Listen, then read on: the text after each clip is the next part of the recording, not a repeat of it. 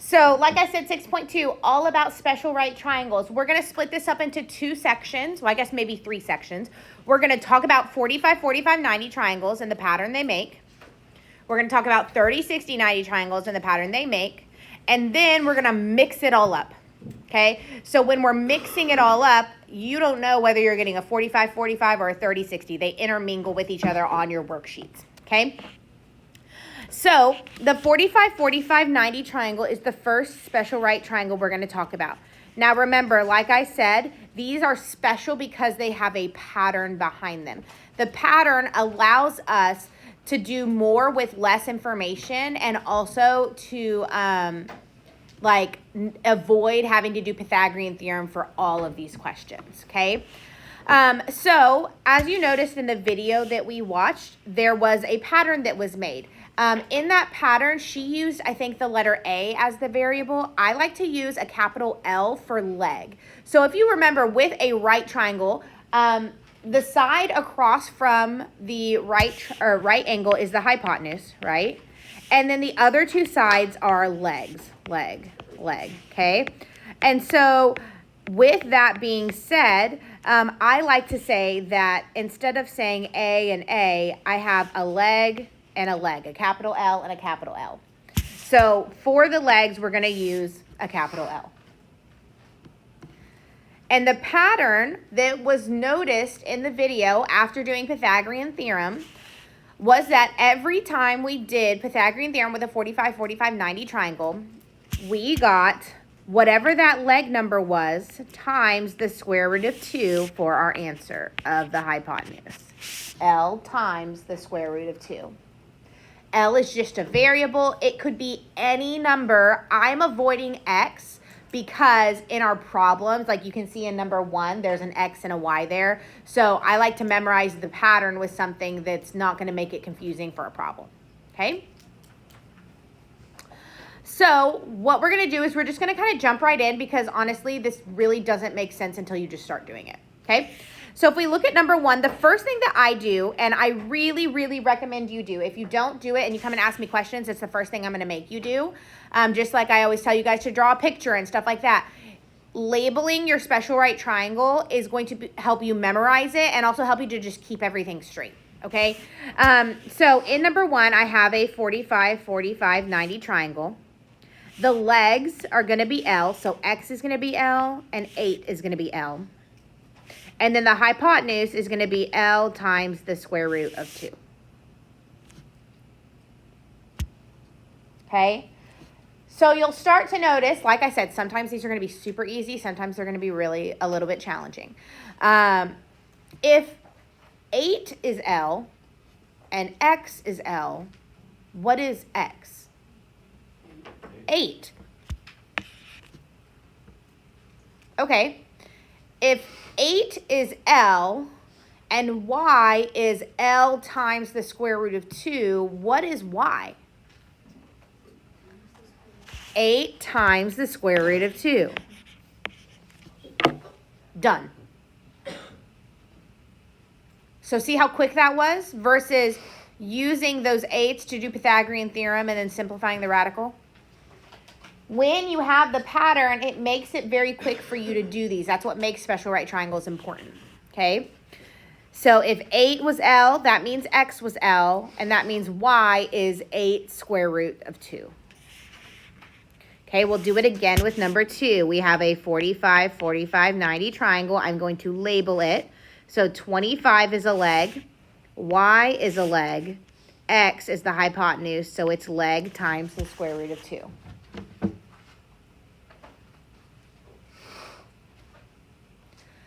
So if 25 is L, what is Y? 25. The sides always can be Mm-hmm. And then if 25 is L, what is X? 25 times the square root of 2. See how easy that is? Like once you learn the pattern, you literally just plug in the numbers. Okay? Now, like I said, these are the easy version. Okay? Number 3 is the more challenging version. Okay? okay? And the reason why 3 is the more challenging version is just based off whether they're giving us a leg or a hypotenuse. So if you look at number 3, once again, I have a 45, 45, 90 triangle. X is a leg, Y is a leg. 19 is L square root 2 because it's the hypotenuse. So notice with the other 2, I was given a leg. So it was just like 1 to 1, right? 8, L, L, 8, 25, L, L, 25.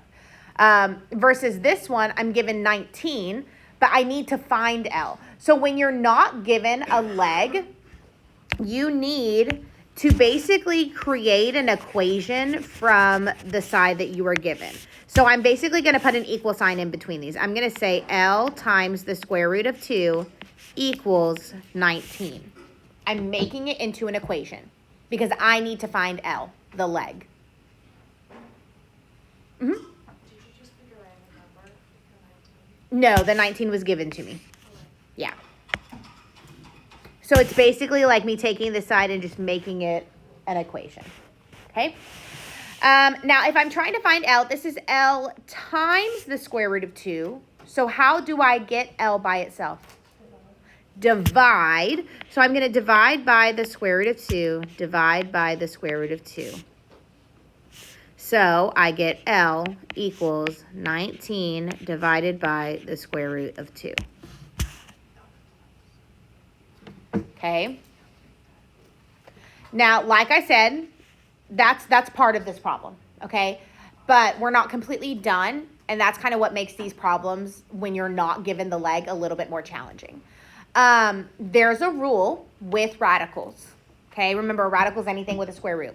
There's a rule with radicals where we are not allowed to have a square root in the denominator. See how I have a square root in the denominator? That means I'm not done with my problem, okay? So what I need to do is something called rationalize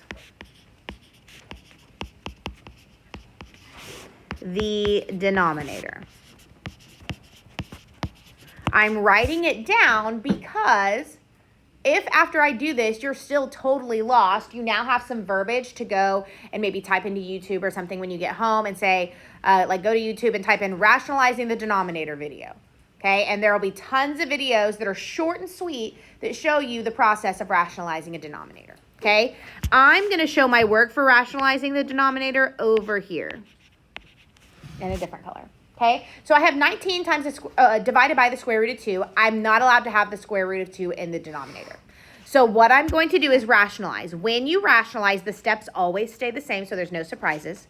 You multiply the numerator and the denominator by the square root that's in the denominator. Okay, you multiply the numerator and the denominator by the square root. When we're multiplying, just pretend like these are fractions. We multiply straight across, right? So 19 times the square root of 2 is just 19 square root of 2. Okay, they just get stuck together. But the bottom is square root of 2 times square root of 2. Those are both in the radical, so we can multiply the numbers. So 2 times 2 is 4, so the denominator is the square root of 4. Which is just 2. So what this means is I have 19 square root of 2 divided by 2. Has that now gotten rid of my denominator radical? No. Yes. Now, there's still a radical in the numerator. That's allowed. Why? I don't know. Okay, but we're allowed to have one in the numerator. We're just not allowed to have one in the denominator. Okay, so that has gotten rid of that. Now, all of that process was us solving for L. Well, L is X and L is Y, so that means X and Y are both 19 square root of 2 divided by 2.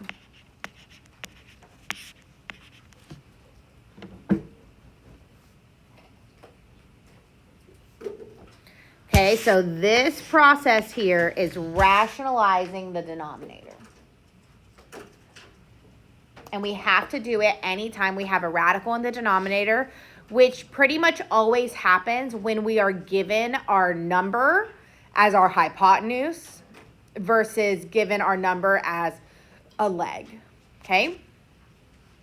So that's all for 45, 45, 90 triangles. You notice Sometimes they're really easy. When they give us the leg, we just plug the number into the right spot, okay? When they give us the hypotenuse, it's a little bit more challenging, okay? It's going to be the same way for 30, 60, 90s, okay? So let's talk about a 30, 60, 90 triangle. So this is the other type of special right triangle because, and it's special because when we do Pythagorean theorem to find the missing side, we see that there's a pattern. Patterns give us shortcuts per se so that we don't have to do Pythagorean theorem every time we get a problem. Okay, so with the 30, 60, 90 triangle, the shortest leg was L. Okay, the shortest leg was L. Well, the shortest leg is across from the smallest angle. The smallest angle is 30, so the shortest leg is across from that. So there's L.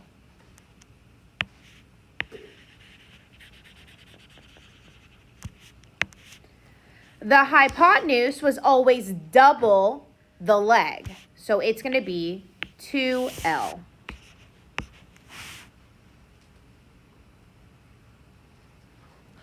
And then the other leg was always whatever that leg number was times the square root of 3. So L square root 3.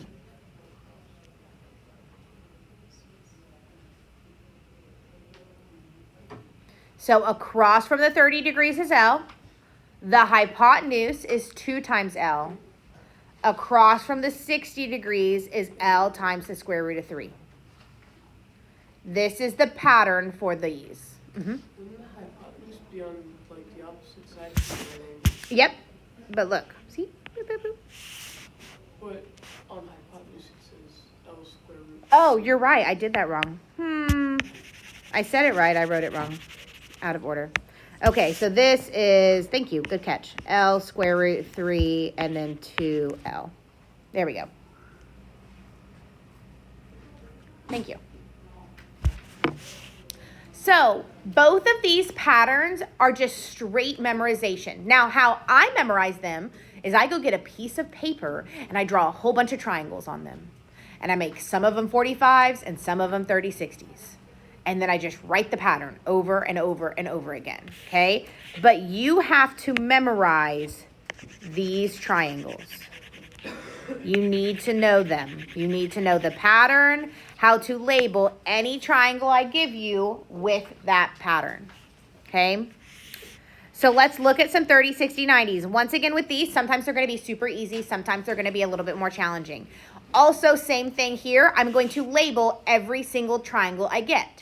So this is a 30, 60, 90 triangle for number 4. Across from the 30-degree angle is the leg. So the leg is 5. The hypotenuse is always 2 times the leg. And the third side is the leg times the square root of 3.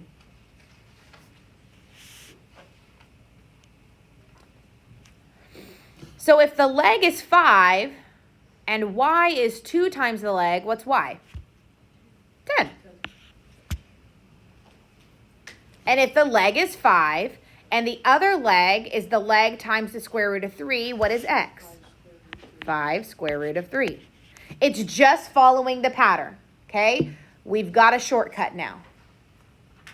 And just like with the 45, sometimes it's easy like this where you just plug in the numbers. And then when you're given a side, like when the number that you're given is the hypotenuse, it can be a little more challenging. Okay, so number 5 shouldn't be that bad. So this is a 30, 60, 90. So L is 14. 2L is x. And L square root 3 is y.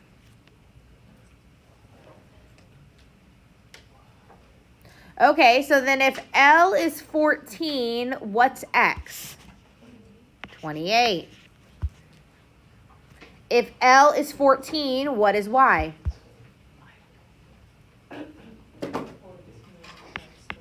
14 times the square root of 3. Done. See how these are a great shortcut versus having to do Pythagorean theorem every single time? Okay, so then let's do the more challenging one. So notice this one, the number I'm given is the hypotenuse, okay? So we've got a 30, 60, 90. So what is x going to be? What is x as far as the L's. It's L. Okay, what is Y? L square root 3. And what is 32? 2L. Okay. Now, like I said with the challenging one from the 45/45s, when we are not given the leg, we create an equation with the side we are given. Okay, so I'm going to create 2L equals 32.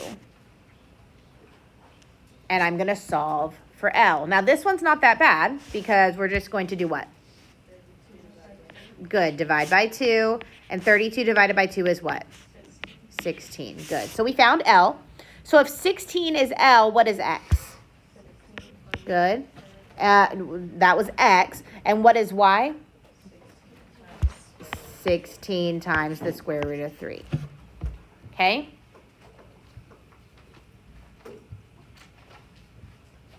Since the 30, 60, 90 has a little bit more going on, we're going to do a few more.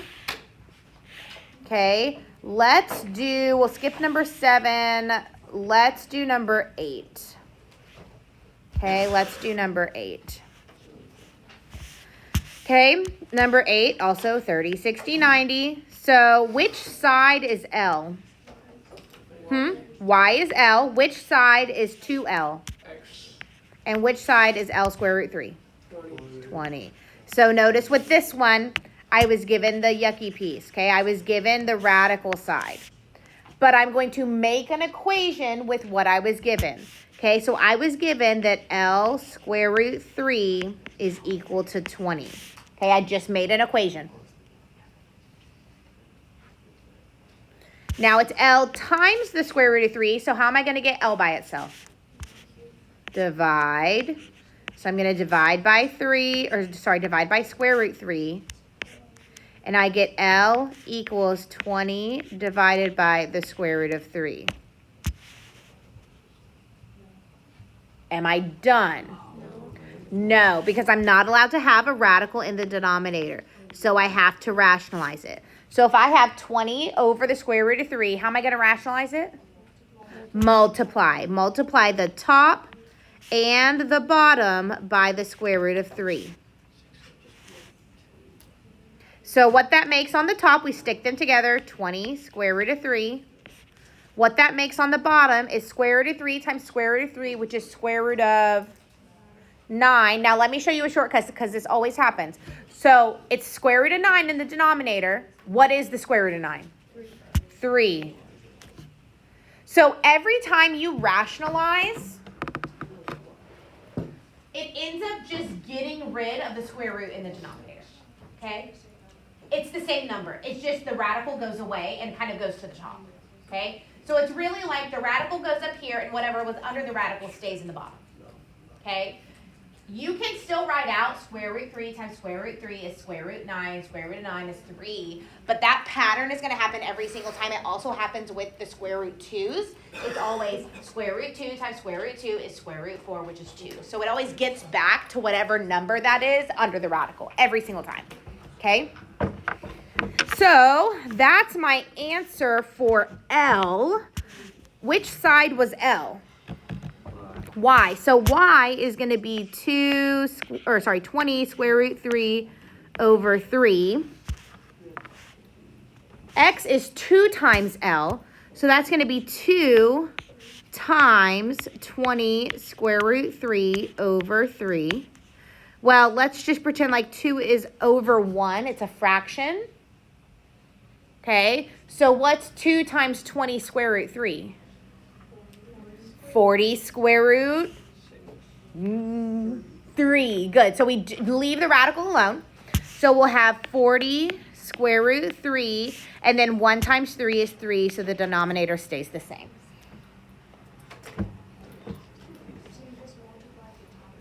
Just the top. Yeah, really you're just multiplying the 2 to the top number. The bottom's always going to be 1 times whatever that is. Yep. Exactly. Okay, one more before we start switching it up. Now this one didn't copy very well. Square root 3. There we go. Okay, so last one before we start changing it. So this is once again a 30, 60, 90 triangle. Which side is L for number 9? X. X is L. Which side is 2L? Y. And which side is L square root 3? Good, 9 square root 3. Okay, so that's what I was given. Do you notice something about this? Good, L is just 9. Look, it's 9 square root 3 is L square root 3. See how the format is the same? When the format is the same like that, it'll happen every once in a while for both of these, for 30, 60s and 45, 45s. When the format is the same, I can just extract the L from the format. Okay, like I said, it doesn't happen very often, but when it does, I can extract it from the format. Okay, so if L is 9, what is X? 9, and what is Y? 18, good. How do we feel? Eh? So on the next page, we have mixed practice. What we're going to do for the rest of class, which is about 20 minutes, is I want you to work on 10 through 18 with your group or whatever, or individually. And I am also going to work through them on the board live, so you can watch me walk through them, stop me and ask me questions, stuff like that. Okay? Do you notice these questions at the bottom, 19 through 24? Ooh, spooky, right? I think we need to dedicate some more time to those on a different day. And so we're going to focus on 19 through 24 next class, okay?